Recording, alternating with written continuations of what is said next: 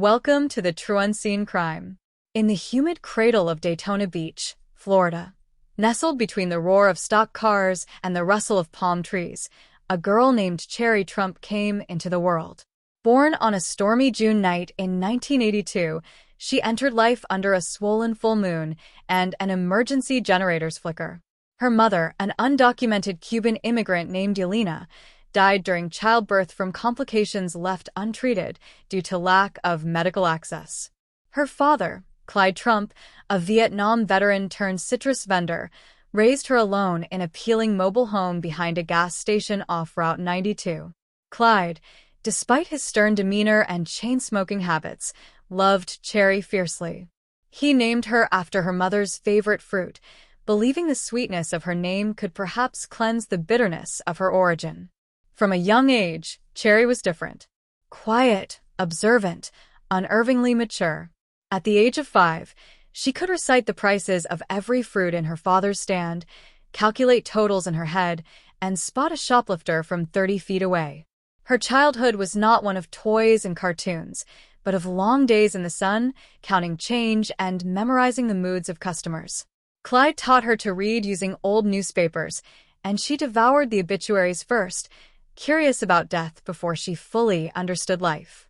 Her favorite game, when alone, was arranging her dolls like mourners around a shoebox coffin filled with marbles and wilted daisies.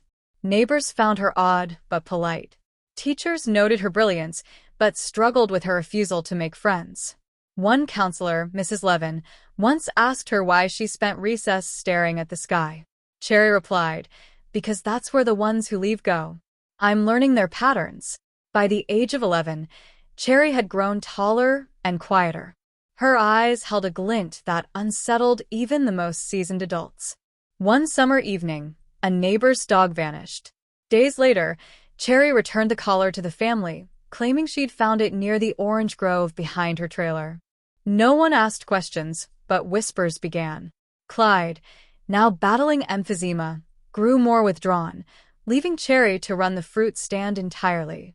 She did so with uncanny precision. She knew which tourists preferred tangerines over blood oranges and which locals would try to haggle past the posted prices. She kept a ledger in perfect handwriting, marked with notations no one but she understood. One entry, later found during an investigation, read, June 14th. Man in Navy Ford. Hands stained. Watch me peel. Smile wrong. It was around this time that she began to change. She kept to herself more, often disappearing into the groves behind the property for hours. When asked, she'd say she was cataloging. What she meant remained unclear. The local librarian, Mr. Rosenthal, remembered her vividly. She'd check out books on embalming, criminal psychology, even toxic botany. Said she wanted to be prepared in case the world forgot how to be human. By high school, Chery was a ghost in the hallways. Not bullied, not admired, just unnoticed. Her yearbook photo was the only one without a quote. No clubs, no prom, no sports. Yet her GPA was nearly perfect, and her SAT scores placed her in the top 1% nationally. Scholarships were offered. She declined them all. After graduation, she vanished for 6 months. Clyde, now bedridden, told concerned neighbors she was visiting family in Georgia. Chery had no family in Georgia. Where she went, what she did, and what happened during that time has never been fully uncovered. But when she returned, she was different. She smiled more, but it didn't reach her eyes. She painted her nails blood red. She began wearing gloves, even in the Florida heat. She spoke less, listened more, and started keeping a journal she never let out of her sight. When Clyde died in late 2001, Chery didn't cry at the funeral. Instead, she placed a single cherry on his chest before the casket was closed. She sold the fruit stand to a stranger from Jacksonville for cash and disappeared again. This time for good. Or so it seemed. Years later, when Florida law enforcement finally stumbled across her name while investigating a string of unsolved homicides, they would discover something chilling. Chery had been the girl next door, the silent cashier, the one everyone forgot to watch. But she had been watching them all, and writing everything down. It began with the fruit. In the summer of 2003, under the blazing Florida sun, citrus pickers near Lake Wales stumbled upon something deeply unnatural. It was July 17th, a Monday. The air was thick, the smell of rotting oranges overpowering. One picker, Miguel Alvarez, reached for what he thought was a burlap sack among the trees. It was a body. Male. Early 30s. Strangled. Mouth stuffed with orange slices. Fingertips dyed with juice. Around him lay a strange arrangement, a circle of precisely peeled oranges, each rind spiraled perfectly, placed equidistant from one another. In the center, written in smudged red lipstick on a palm frond, were the words, "I feed on guilt." The media exploded. "The Citrus Widow Strikes," read headlines across Florida. Police were baffled. The victim, Jeremy Carter, was a traveling insurance adjuster. No criminal record. No apparent connection to anyone in the region. The scene was ritualistic, meticulous, and perhaps most chillingly, completely free of forensic evidence. No prints. No hair. No DNA. Then came the second body. Less than a month later, just 40 miles south in Hardy County, a second man was found. Same method. Same message. Different victim. This time it was a high school principal, Daniel Reeves. Again, strangulation, orange slices, the lipstick. Law enforcement agencies from multiple counties pooled resources. The FBI was brought in. Behavioral profilers suggested the killer was a woman, likely white, possibly Hispanic heritage, methodical, with a deep-seated trauma linked to guilt. But that was as far as the profile went. Nothing concrete. No patterns in victim profiles, no overlap in locations. And yet, the killer knew the terrain. She navigated orange groves like she lived in them. Over the next year, 3 more bodies surfaced. One in Polk County. Another near an abandoned rest stop off I-75. The last, perhaps the boldest, was found just 10 miles from the Florida State Fairgrounds. Each time, the circle, the oranges, the lipstick. I feed on guilt. Locals were terrified. Citrus harvests dropped. Field workers refused to work past dusk. Some towns even instituted curfews. Rumors spread. She was a ghost, a demon, an avenging spirit. But Chery Trump wasn't a myth. She was flesh and blood. A woman shaped by silence and sunburn isolation. And she was watching every article, every news segment, every police press conference. Because while the state of Florida was hunting a phantom, Chery was crafting her next move. What the police didn't know was that Chery had created a code. The victims weren't random. Each man had crossed paths, however briefly, with someone from Chery's past. A forgotten insult, a careless threat, a crooked deal. She tracked them down with surgical patience. Her notebook, discovered years later, listed names, dates, and details the police had missed entirely. She called it the Orchard. What the authorities dismissed as a string of unrelated homicides was, in fact, a harvest. And Chery Trump was just getting started. In the winter of 2005, the case hit a lull. No new bodies, no new lipstick-stained leaves, and no signs of the mysterious killer the press had now dubbed the Grove Widow. But for one lone detective working out of a cramped precinct in Osceola County, the case was far from cold. Detective Mara Ellison had a reputation. Dogged, sharp, and difficult. Her colleagues joked she could interrogate silence into speaking. She wasn't part of the official multi-county task force, but had taken a deep interest in the Orange Grove murders after discovering a name that popped up twice during background checks on 2 victims. Chery Trump. Chery was an anomaly. No digital footprint. No tax records past 2001. No social media. Not even a valid driver's license. Ellison found the name in a ledger buried inside the personnel files of Daniel Reeves, the high school principal. A note scribbled in the margins beside a maintenance report. CT, Incident 1996. Flag for review. That led Ellison to dig deeper. A dusty, yellowing incident report surfaced from a filing cabinet in a long-shuttered school archive. It was a statement from a janitor who claimed he'd seen Reeves yelling at a young student behind the gym in '96. The girl had stayed after hours without explanation. Her name was Chery Trump. The janitor remembered because of her red gloves. At the same time, Ellison started poring through old yearbooks. At the back of the 1999 Daytona High Annual, a photo with no quote, no smile. Just a pale girl with long dark hair and wide, unblinking eyes. Ellison had a hunch. And hunches were something she trusted more than fingerprints. Using every contact she had, Ellison began the tedious process of locating Clyde Trump's property records. She found the old mobile home, long since abandoned, its windows shattered and the door half-hinged. Inside was mold, rot, and vines curling through the cracked drywall.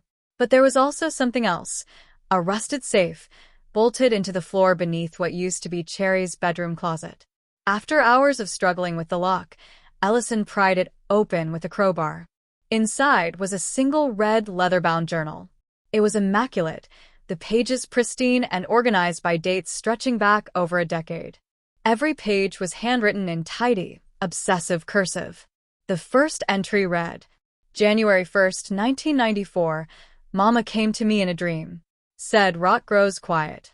I watched Mr. Foster bury something near the roots. I marked it. Ellison read through the night. The journal was a disturbing tapestry of observations, drawings, and what appeared to be a complex symbolic system involving fruit, birds, and shapes drawn in wax crayon. At first, it seemed like the ramblings of a disturbed mind, until Ellison cross-checked dates with local crimes and disappearances. Everything aligned. But the true revelation came in a section titled The Orchard, a list of names and coded events. Each name had a fruit beside it. Orange, Jeremy Carter. Lemon, Daniel Reeves. Grapefruit, Terrence Voss. Chery had been documenting perceived offenses for years, moments she deemed as violations of justice, morality, or personal integrity. And she punished them with the symbolic language of fruit. Rotten oranges grow beneath rotten roots. One page read, I peel the skin. I show what's inside. Every victim had a backstory. Details the public never knew. Jeremy Carter had once denied insurance coverage to a terminally ill child from Daytona. Reeves had covered up a harassment complaint. Terrence Voss, the Polk County body, had quietly paid off a DUI that resulted in a pedestrian's death. To Chery, each one had committed a silent crime. The system had failed to hold them accountable. She became the system, and the journal was her doctrine. Ellison didn't take the journal to her superiors immediately. She knew better. Something about this case had layers she hadn't begun to understand. So she made copies, hid the original, and began tracking Chery's movements in the background. There was another name in the journal, Detective Marla Ellison Pear. And beneath it, Snoop's Brews Easy. A chill swept over her. Chery knew she was being followed, and she was leaving warnings. The chase had only just begun. Detective Mara Ellison never believed in monsters. She believed in patterns, painful, human patterns that left fingerprints, paper trails, and blood. But Chery Trump didn't fit any pattern Ellison had ever encountered. She wasn't impulsive or erratic. She was calm, surgical, poetic, even in her violence. By early 2006, the Red Journal had become Ellison's obsession. She mapped every name listed, every coded fruit. She even began developing a lexicon for cherry symbolism. Grapefruit meant regret. Pomegranate signified deceit. Pear was curiosity, a dangerous one. The deeper Ellison read, the more she saw herself in those pages. Not just as a name, but as a character, a threat in Chery's world. The woman had anticipated her moves with disturbing accuracy. One night, Ellison returned to her apartment to find a single fruit left on her doorstep, a pear. No note, no sign of forced entry. Just a perfectly ripe pear sitting atop a sheet of lined paper. A page torn from the journal. On it, a single sentence written in red ink. Some fruits are picked too soon. Ellison didn't sleep that night. She petitioned her captain to reopen the investigation under a new pretense. Chery Trump was alive and escalating. But without bodies, without fresh crimes, her request was denied. The department had moved on. The state had moved on. But Chery hadn't. In the summer of 2006, a body was discovered in an abandoned citrus processing plant near Okeechobee. The victim was different this time. A woman, in her mid-40s, duct tape over the mouth, a shallow cut over the heart. Cause of death: overdose, though how the drugs were administered remained unclear.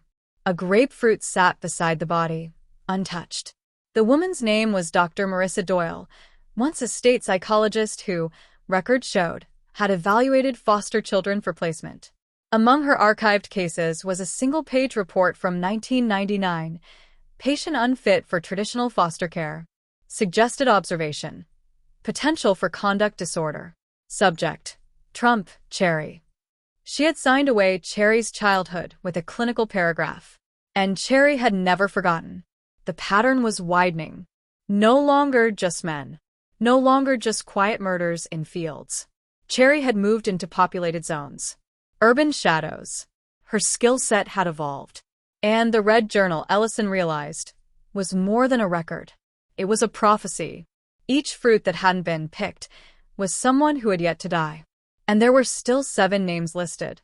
Ellison began tracking the final names obsessively. Most were scattered across Florida. 2 were already deceased, natural causes. 1 lived in Jacksonville. The last 2? 1 in Miami. And 1 in Orlando, where Ellison lived.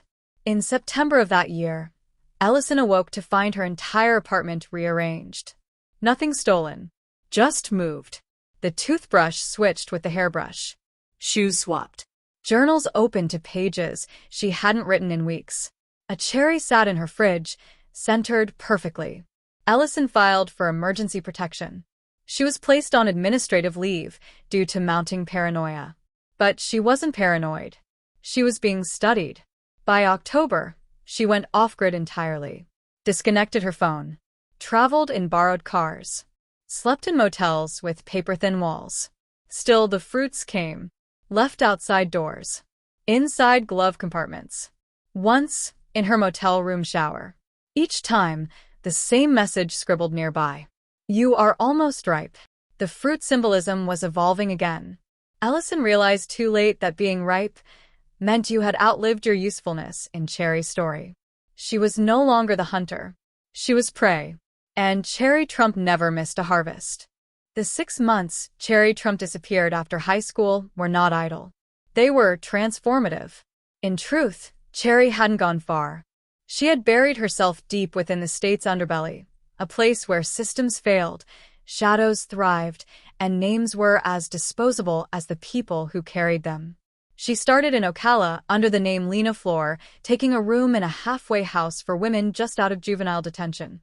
Nobody asked questions. They were too busy hiding their own scars. She worked nights cleaning a veterinary clinic, learning about anesthesia, sedatives, animal tranquilizers. She took meticulous notes. During the day, she spent time at local libraries and internet cafes, studying everything from fake identification to psychological profiling. The internet was new to her and terrifying in its possibilities. She created fake social media profiles, not for herself, but to follow others. She learned to mimic mannerisms, accents, clothing styles. Her first transformation was simple: change posture, eye contact, walk speed. The smallest adjustments made her disappear in plain sight. In early 2002, she moved again, this time to a trailer park in Plant City, posing as a fruit picker named Carla. She picked up Spanish quickly, enough to blend into the migrant communities. Her hands grew calloused again, her hair dyed black, cut short. That was where she met Jude. Jude Martinez was a former teacher turned drifter, a man hiding from a DUI scandal in Tampa. He saw something in her, a familiar brokenness, and mistook it for vulnerability. Chery let him. She let him believe he was protecting her. She fed him stories of abuse, of needing shelter, of wanting escape. He taught her how to forge documents, how to disable GPS trackers in vehicles, how to scrub fingerprints from surfaces with gelatin. He thought he was teaching her how to run. He didn't realize he was teaching her how to hunt. One night, after 6 months of cohabitation, Jude never returned to their trailer. His truck was found at the bottom of a swamp, keys in the ignition, the interior wiped clean. On the seat, a single tangerine. She was perfecting her rituals. Over the next 3 years, Chery moved through identities like outfits. Michelle Carr in Naples, Autumn Reyes in Tallahassee, Danielle Mott in Kissimmee. Each name with a function. Each persona designed to infiltrate, observe, and disappear. She worked as a receptionist at a counseling center, as a temp at a DMV, as a courier delivering legal documents. Each job provided her with something. Access, knowledge, networks. All the while, she wrote in her journals, hundreds of them, scattered across the state in hidden caches, abandoned lockers, storage units under false names. She called them her seed banks. In 2004, she took her first deliberate step back into her past. She returned to Daytona Beach. Not to the mobile home, long since demolished, but to the places that shaped her. The orange groves, the library, the back alleys of her school. She walked unnoticed through crowds, listening to conversations, watching familiar faces that had aged, softened, forgotten. But she hadn't forgotten. She marked her first target, the insurance adjuster, Jeremy Carter, after overhearing him boast about denying coverage for a dying child. It had taken only 2 weeks to find where he parked his car, where he drank, where he slept. She watched, listened, waited. The kill was clean. Orange slices in his mouth. No DNA. No mess. Just a message. I feed on guilt. And from there, the orchard began. Chery did not kill for thrill. She killed for correction. Her notebook titled The Orchard was not merely a list. It was an indictment. Her past had been stolen in whispers, so she made sure her justice screamed in symbols. She lived inside the cracks of the system, trusted by no one, noticed by few. Her handwriting was never the same twice. Her face, shape-shifted by wardrobe, hair, posture. Surveillance footage never caught more than fragments, a shoulder, a blur, a glance. She studied police procedure better than the police studied her. When her name finally resurfaced in connection with the Reeves case, Chery had already anticipated it. Her journal entry for that week read, "Ellison smells fruit on the wind. Let her. Her hunger is my smoke." The hunter had always been part of the plan. And Chery was already sowing her final seeds. She was called Mrs. Elsie Barlow. To most, a quiet woman in her 70s with wispy gray hair and a passion for homemade preserves. She ran a secondhand bookstore in a sleepy part of Orlando, tucked between a laundromat and a pawn shop. Her storefront was layered with dust and silence, the kind of place no one really visited anymore. But Chery Trump did. The first time Chery walked into Barlow's books, she wasn't hunting. She was mourning. What drew her there wasn't the books, but the jars stacked behind the register. Peach marmalade, blood orange compote, candied cherries. It wasn't the fruit that made Chery pause. It was the handwriting on the labels. She'd seen it before. Barlow was no stranger. She had been Chery's third foster mother in a long, vicious line of them. The one who smelled like vinegar and eucalyptus, who would braid Chery's hair at night and tell her that she had too much fire in her eyes to belong to anyone. Chery had been 9 when Barlow gave her up. A single slip, a bruised shoulder, an awkward interview at school, a neighbor who asked too many questions. And just like that, Chery was gone again. Transferred to another house. Another name. But Barlow hadn't filed a report. She hadn't intervened. She'd just let it happen. And Chery never forgot the silence. For weeks, Chery visited the shop, posing as a university student studying folklore. Barlow, now frail and soft-spoken, would light up with each visit. She took to Chery, under her alias, of course, like a lost granddaughter. They shared tea, stories, old songs. Chery watched her, studied her. She was trying, for once, to decide if she could forgive. One rainy afternoon, Barlow pulled out a dusty photo album. "This one," she said, pointing to a blurred child in a sun hat, "was the fiercest girl I ever fostered. I wasn't strong enough to protect her." Chery's hands trembled. "She needed more than I could give," Barlow whispered. That night, Chery returned to the journal she had kept buried the longest. The sweetest lie was its title. The only one without fruit code. It had one name, one entry. Barlow. Forgave or forgot. It should have been easy. Slip something in her tea. Make it look like age. A peaceful passing. But Chery hesitated. For the first time in her carefully calculated life, she hesitated. That week, she left the city. Vanished again. No note. No tangerine. No blood. Months later, Barlow passed away naturally in her sleep. Her shop was emptied. Among the items donated to a local shelter was a journal. Torn pages. Unreadable handwriting. Except for one line, scrawled across the back cover. The only fruit I could never pick. Chery Trump had made her decision. Not every sin, she realized, needed punishment. But not forgiving didn't mean forgetting. That, too, was part of her ritual. And the orchard still had names left. Detective Marla Ellison stood over the war room table, now wallpapered with photographs, maps, red strings, and cryptic notes. The walls of the investigation office looked less like a space for justice and more like the inside of a fevered mind. She had read the red journal 5 times. She had memorized every documented movement, every disappearance, every fruit metaphor. Chery Trump wasn't just killing. She was composing. What's this pattern? Ellison muttered, eyes narrowing at a pinned map of Central Florida. Why does every confirmed kill fall within this triangle? No one responded. Her team had dwindled. The task force had been unofficially disbanded. Not enough evidence, her captain had said.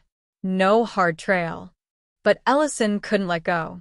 She followed Chery's crimes backward, drawing out a route that started not in blood, but in groves. A young analyst, Jeremy Wu, finally spoke up. I don't think she's running in circles, ma'am. I think she's planting. Like crop rotation. Every return pass, something new comes to the surface. That idea cracked something wide open in Ellison's mind. What if the kills aren't the endgame? What if they're the signals? She pulled out a newly received tip, a call from a librarian in Sarasota who claimed a journal had been anonymously left in the book return drop box. It was small, bound in orange vinyl, and contained only a single written message. The final fruit needs full sun. Was it a taunt? A confession? Or a warning? Ellison flew to Sarasota. The library was dull and modern, uninspiring. But the drop box, now sealed with police tape, held something else. Fingerprints. The lab matched partials to an identity not found in any known state database, but the name matched one Chery had once used in Naples, Michelle Carr. But the twist came in the envelope found tucked in the journal's back pocket. A tourist brochure. Highlighted in yellow. The Sunshine Skyway Bridge. Ellison's gut twisted. This isn't a clue. It's an endpoint. She raced there with her small remaining unit, the sun burning low. The bridge stood like a golden slash against the sky. Wind howled. Cars passed in rushes of noise and indifference. Near the railing stood a woman in a faded denim jacket. Her hair was dark. Her stance familiar. Ellison approached carefully. Chery Trump. The woman turned, smiled, but it wasn't Chery. It was a stranger. And in her hand, she held a folded note. She asked me to give this to the woman with the badge and the fruit pin. Ellison's breath caught. She looked down at the note. Too late, Marla. I'm not the one in the water. But someone is. The orchard demands balance. A scream pierced the air below. Divers were called. A body was recovered. It wasn't Chery, but it was someone she had marked, a name Ellison hadn't even seen in the journals. Chery had turned the tables. Ellison was chasing echoes. And the map? It was no longer of Florida. It was of Chery's mind. And she had just rewritten the legend. Detective Ellison stared at the body recovered from the bay, soaked, broken, unidentified. Not Chery. Not the end. Her hands trembled, and for the first time since she'd taken the case, she felt it. Not frustration. Not anger. Despair. Chery Trump had changed the game. Ellison returned to her motel. She couldn't bear the sterile brightness of the precinct walls, nor the sympathetic eyes of her remaining colleagues. She lay on her bed, surrounded by pages of notes and photos like the fragments of a mind too full to process. She dreamt of citrus, rotting in the sun. She woke up at 3:43 a.m. with a start. Her dream, no, Chery's dream, had been left like an imprint. A slow-blooming clue. The orchard was never real. What if the fruits weren't places? What if they were people? The metaphor had never been geographical. It was relational, psychological. Each victim, each journal, each alias, Chery had constructed a living taxonomy. Victims as fruits, flavors of betrayal, degrees of ripeness. She wasn't following a route. She was cataloging experience. And Ellison, realized with horror, had been made part of it. She looked at the photo of the woman on the bridge again. There, in the jacket's side seam, barely visible, was a symbol. A tiny orange stitched in thread. Chery's signature. It wasn't just a taunt. It was a bookmark. Ellison had been spared. For now. But her place in the orchard had already been assigned. She began to fall apart quietly. Panic attacks behind closed doors. Missed calls. Obsessive notes scrawled across her walls at home.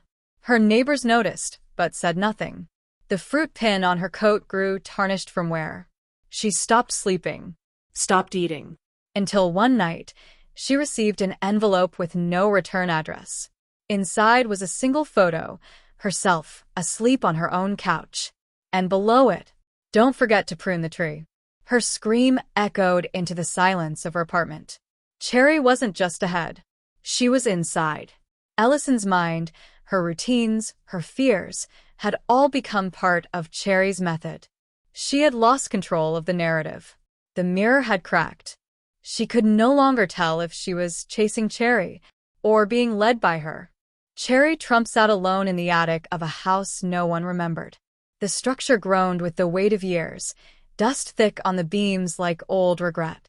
Light filtered in through a broken window, catching her face in slanted golden slices. She was writing again. Not in a journal. Not this time.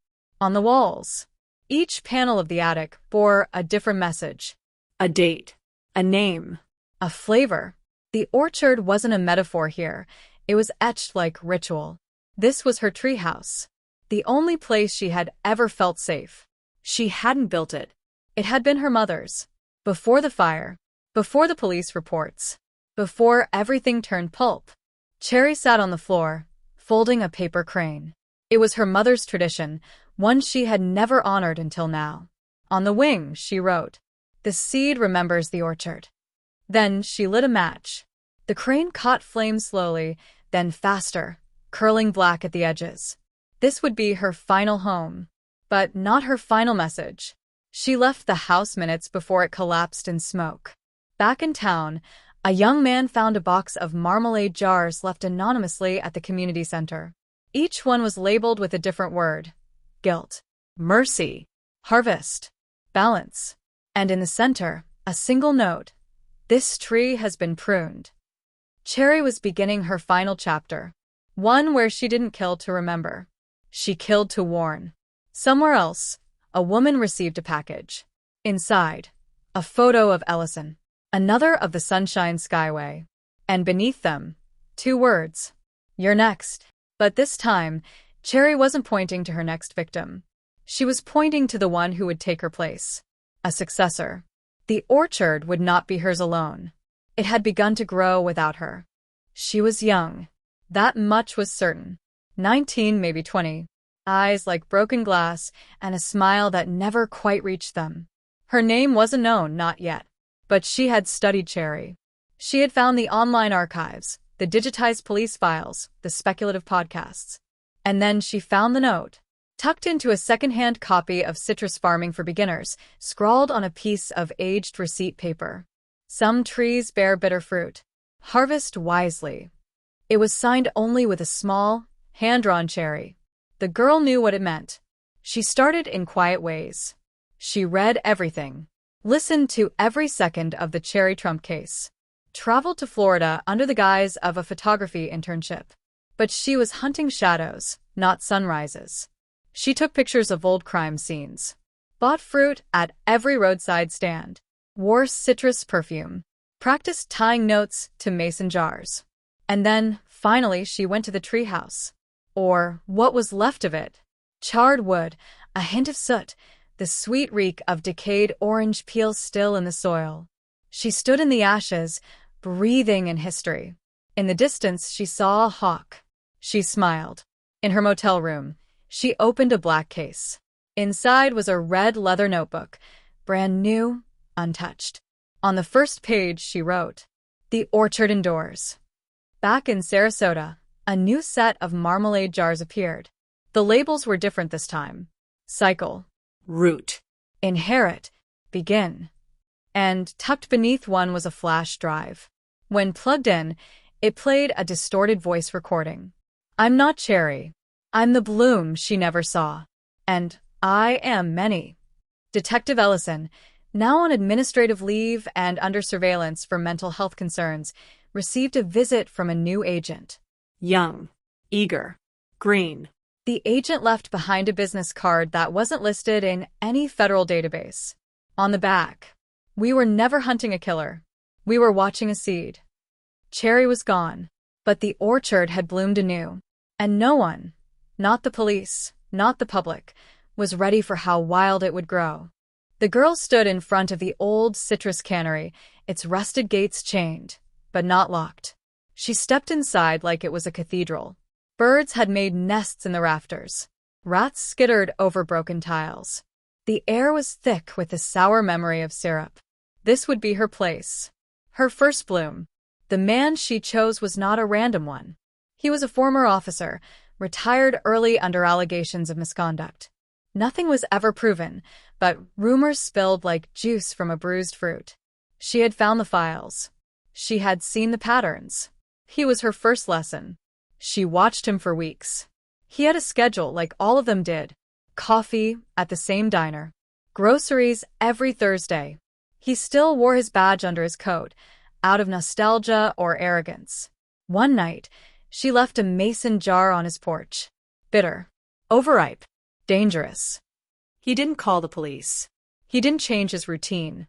He didn't know he had already been picked. When she struck, it was quiet, methodical. She didn't rush. She used the citrus knife. The next morning, the town woke to find a man posed in a folding lawn chair behind the cannery, his throat a delicate crescent of red, a jar of marmalade balanced on his knee. Label: Justice. Detective Ellison saw the news from her living room couch. Her fingers curled instinctively around the old files still stacked on her floor. She knew Chery was gone, but the orchard was alive, and it had begun to harvest again. Ellison got dressed. She shaved. Put on the coat she hadn't touched in weeks. She pinned the fruit badge back on. Walked into the precinct like a ghost retracing its own murder.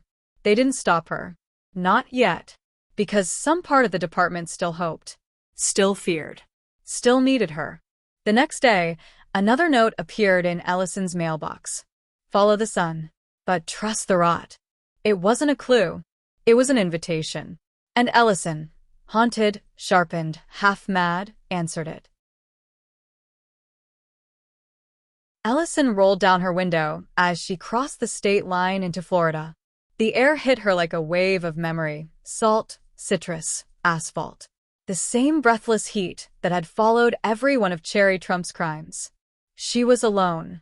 Not officially on the case. But unofficially, she was all that remained. The sheriff in Palmetto hadn't returned her calls. The department had gone quiet after the latest killing. But she knew the signs. The message wasn't a threat, it was a passing of the torch. And Ellison refused to let it be passed unchecked. She drove directly to the site of the first killing. The orange grove, long since turned into a subdivision, still bore ghosts. She parked in front of a pale yellow house with a trimmed lawn. The family inside had no idea what had happened here. But the backyard still had a tree. One orange tree, with a single jar tied to the branch. Ellison took it down. Opened the lid. Inside, a Polaroid. A girl, back turned, standing in front of the burned treehouse. On the back of the photo, scribbled in red ink, "Would you prune me too?" Ellison's breath caught. She took the jar and drove east. Hours later, she arrived at the ruins of the treehouse. Nothing remained but the earth, blackened and dry. But she crouched and ran her fingers through the soil.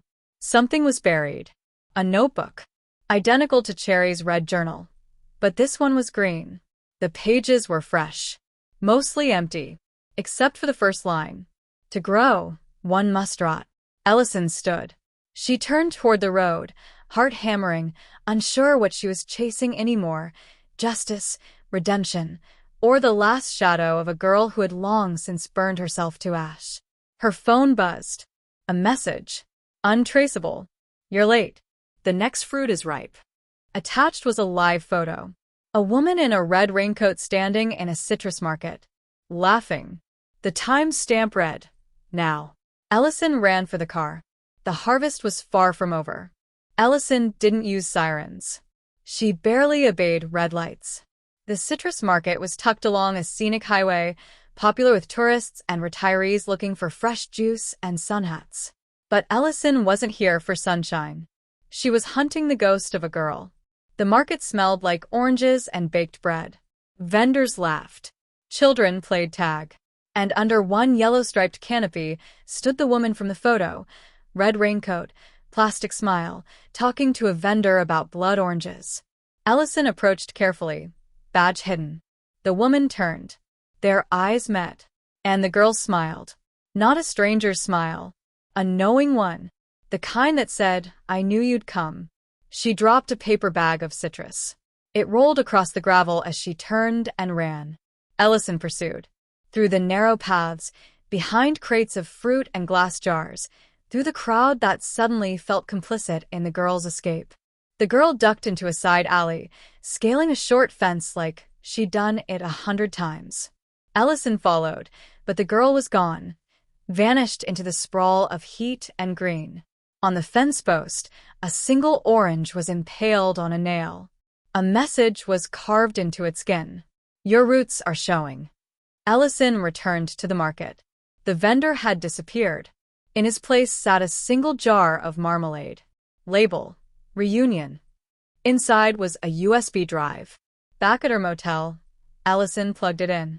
A video played, grainy, shot at night.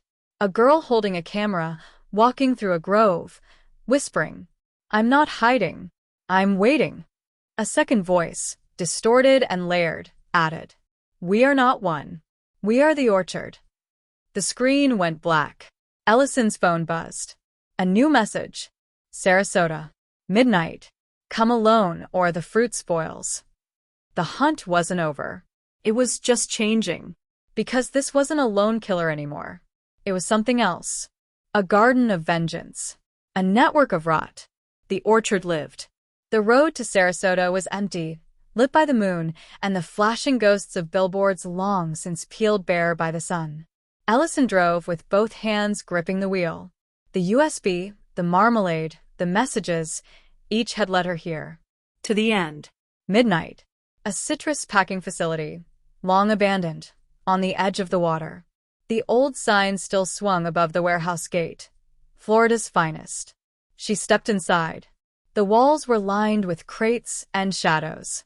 The air was thick with the scent of decay and citrus oil. And in the center, beneath a hanging floodlight, one figure. The girl in the red raincoat. Ellison raised her voice. It's over. The girl turned, smiled. Behind her, other shapes emerged. 4, 5, more. All girls. All quiet. All watching. We are the orchard, the redcoat whispered. Ellison took a slow step forward. You're not her. You're not Chery. No, the girl said, tilting her head. We are the seeds she left behind.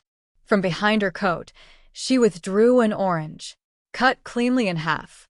Inside, where there should have been fruit, there was a photograph. Ellison's photo. Taken days ago. You followed the rot, the girl said. Now you understand the roots. The air shifted. One of the girls moved forward, placed a jar of marmalade at Ellison's feet. Label: Legacy. Then they began to walk away. Silent. Melting into shadows. Not running, just vanishing. One by one. Ellison knelt, opened the jar. Inside, Chery's badge. Clean. Untouched by time. Ellison stood in the silence. No sirens. No backup. No final arrest. Just echoes. Because the orchard had never been one person. Not really. It was an idea. A rot passed hand to hand, girl to girl. And now? It had roots in every grove, every jar, every whisper in the Florida heat. This was the Trueunseen Crime. If you think the story is over, you haven't looked hard enough. Because some crimes don't end. Don't forget to subscribe, like, and share. See you next time on Trueunseen Crime channel. They grow.